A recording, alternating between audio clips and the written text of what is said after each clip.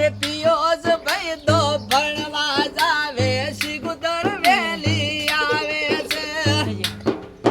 અરે પિયોસ તારે નોકરી તો શિગુદર માં તો મેળવે છે તેની તારી ઓંગણે બેઠી ભઈલો મેઠો બોલે છે અરે પિયોસ તારે પપ્પા વિક્રમ આલરિયો ગવરાવે છે અરે વિક્રમ ભાઈ ના ખોળા મે તો પિયોસ બેઠા બોલે છે પિયોસ તારે મોમાં તારા લાડ બેઠા કરે છે બસ બસ અરે બે